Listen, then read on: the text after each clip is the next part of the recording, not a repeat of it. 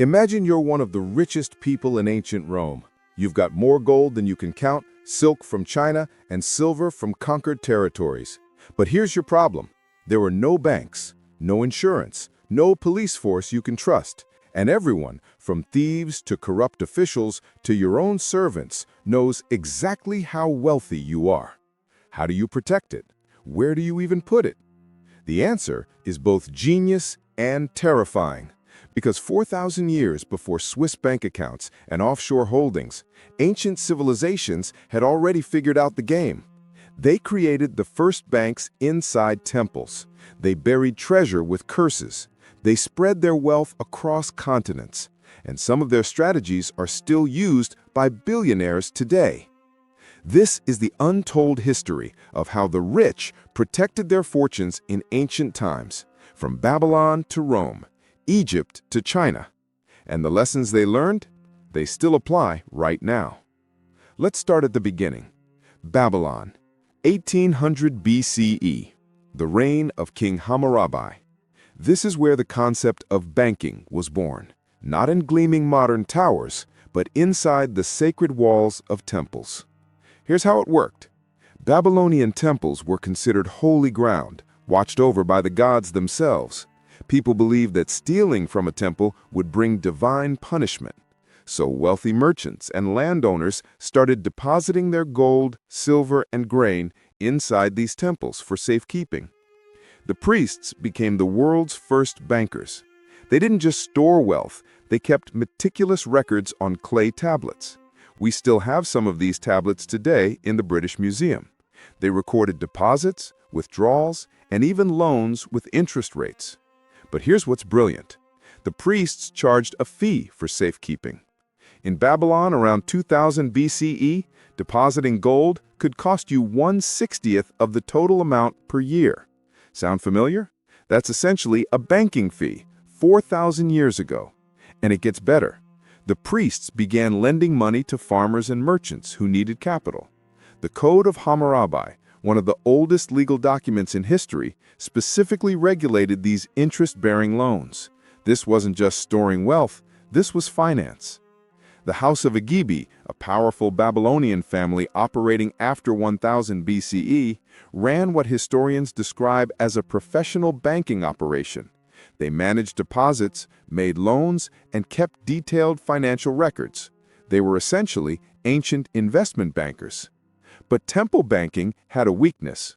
If your city was conquered, your wealth was gone. Temples were prime targets for invading armies. When Antiochus III ransacked the Temple of Anin in 209 BCE, he walked away with fortunes in gold and silver that wealthy families had deposited for safekeeping. The rich learned a crucial lesson. Never put all your wealth in one place. While Babylon invented banking, Egypt invented something even more extreme: hiding your wealth for eternity. The pharaohs of Egypt weren't just protecting their fortunes during their lifetime, they were protecting them for the afterlife. They believed they'd need their gold, jewelry, and treasures in the next world. So they built the most elaborate security systems in ancient history. The pyramids of Giza weren't just tombs, they were fortresses. Inside, architects designed mazes of tunnels that led nowhere, false doors, dead ends, massive stone blocks weighing tons that could be dropped to seal passages forever. The goal? Make it impossible for anyone to reach the burial chamber. But the Egyptians knew that physical barriers weren't enough. Tomb robbing was already a problem by 1500 BCE, so they added psychological warfare, the curse. Inscriptions warned that anyone who disturbed the tomb would face divine punishment. One famous curse read, "He who pursues the gold of the sun will consume sand and silence. The jackal will feast on the bones of the avaricious." Were these curses real? Probably not, but they worked. Fear of divine retribution kept many potential thieves away, at least for a while. The pharaohs also pioneered diversification. They didn't store everything in one place. Temples throughout Egypt served as repositories. The Temple of Saturn held Rome's public treasury. The Temple of Castor and Pollux served as the state treasury during the imperial period. Wealthy Romans and Egyptians spread their deposits across multiple temples. If one was robbed or destroyed by fire, the others would survive. But here's the twist. Despite all this protection, most royal tombs were eventually robbed anyway. When archaeologists entered the pyramids of Giza in modern times, they found the chambers empty. The treasures had been looted thousands of years earlier. Why did Tutankhamun survive? Because it was small, hidden, and largely forgotten. The best protection wasn't elaborate, it was obscurity. Fast forward to Rome, and wealth protection became a science. The Romans built on everything that came before: temple banking, diversification, legal contracts, and created the most sophisticated financial system the ancient world had ever seen. Wealthy Romans stored their money in temples, just like the Babylonians and Egyptians. But because temples were staffed by priests, heavily guarded by soldiers, and considered sacred ground, they were seen as the safest places in the empire. The Temple of Saturn in Rome housed the aerarium, the public treasury. The Temple of Artemis in Ephesus was the largest depository in all of Asia. But where Rome innovated, private banking emerged alongside temple banking. Professional bankers called argentieri operated shops around the Roman Forum. They weren't priests, they were businessmen who accepted deposits, exchanged currencies, and made loans. They kept detailed financial records, and their ledgers were admissible as evidence in Roman courts. The wealthy also used a strategy that sounds remarkably modern: spreading their deposits across multiple bankers and multiple temples. If one institution failed or was robbed, they wouldn't lose everything. Some Romans took an even more direct approach. They buried their wealth. This is why archaeologists keep finding coin hoards, pots filled with gold and silver coins hidden underground by people who never came back for them. Wars, plagues, or sudden death meant some fortunes stayed buried for millennia. The Vindolin de Fort in Britain even had a strong room built into the floor, essentially a buried vault for military payrolls. But Rome also created something Babylon and Egypt never had: legal protection for wealth. Roman law recognized multiple types of loans and financial contracts. The mutuum was an interest-free loan between friends. Commercial loans carried regulated interest rates. Wealthy families used these legal instruments to manage their fortunes across generations. And for the ultra-wealthy, there was another strategy: political power. Families like the Crassuses didn't just accumulate wealth, they converted it into political influence. Marcus Liccius Crassus, one of the richest Romans in history, used his fortune to fund Julius Caesar's military campaigns. The rich didn't just protect their money, they invested it in power itself. But Rome's financial system had a fatal flaw: it depended on trust. When the empire began collapsing in the 3rd century CE, so did the banking system. Currency was debased, banks failed. The sophisticated Roman financial network disappeared for nearly 1,000 years. While Rome was collapsing, a different approach to wealth protection was thriving in the East. Ancient China's wealthy merchants faced a unique problem. Confucian society looked down on them. Scholars, farmers, and artisans were all considered more honorable than merchants. Yet these lowly traders were accumulating massive fortunes through the Silk Road. So how did they protect their wealth in a society that officially despised them? First, they converted money into land. In China, land ownership was the ultimate store of value. It couldn't be stolen as easily as gold, it generated income through farming, and it carried social respectability that raw wealth did not. Second, they invested in relationships, specifically government relationships. Wealthy Chinese merchants funded public works, built schools and bridges, and made massive donations to temples. These acts of philanthropy weren't just charitable, they were strategic. They bought goodwill, political protection, and sometimes even official titles.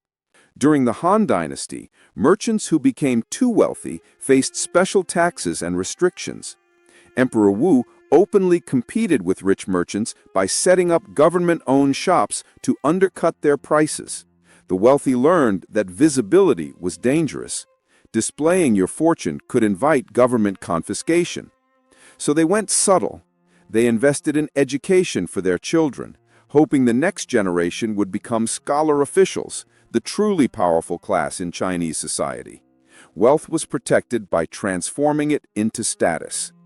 Third, the Silk Road itself was a diversification strategy. Chinese merchants didn't keep all their goods in one city. They spread their operations across thousands of miles, from Chang'an to Central Asia to the Mediterranean. If one region faced war or drought, operations elsewhere continued. The Sogdians, Central Asian merchants who dominated Silk Road trade for over 1,000 years, mastered this approach. They established trade Posts across the entire route, spreading both their goods and their wealth across multiple jurisdictions. No single king could seize everything they owned. And during the Yuan dynasty under the Mongols, merchants received something unprecedented: state protection. Genghis Khan and his successors issued special passports, board-shaped documents that guaranteed merchants safe passage and free movement throughout the empire. For the first time, the state actively protected private wealth as a matter of policy. So what did the ancient wealthy teach us about protecting fortunes? 1. Sacred protection works. From Babylon to Rome, temples were the original banks. The wealthy understood that putting their money under divine protection, whether real or psychological, deterred theft. Today's equivalent? Trusts, foundations, and legal structures that make wealth difficult to seize. 2. Never concentrate wealth. Every ancient civilization learned this the hard way. The Egyptians spread deposits across temples. Romans used multiple bankers. Chinese merchants operated across the Silk Road. Diversification wasn't invented by modern portfolio theory. It's 4,000 years old. 3. Convert wealth into power. Money alone is vulnerable. The smartest ancient fortunes were converted into land, political influence, titles, and relationships. Marcus Crassus funded armies. Chinese merchants funded schools. They understood that wealth buys protection only when it buys power. 4. Obscurity beats fortification. Tutankhamun's treasure survived because his tomb was forgotten. The biggest, most elaborate vaults were always the biggest targets. Sometimes the best protection is simply not being noticed. The ancient equivalent of the modern saying, "Money talks, wealth whispers." 5. Legal systems matter.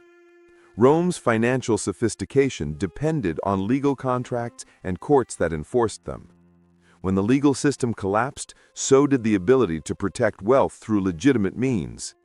The wealthy have always thrived where rule of law protects property rights. These aren't just historical curiosities. They're the exact same principles used by today's billionaires. Offshore structures, diversified portfolios, political donations, quiet wealth, and jurisdictions with strong legal protections. The game hasn't changed, only the tools have.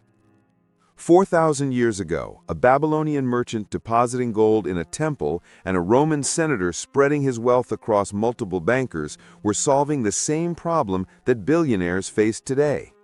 How do you protect what you have when everyone else wants to take it?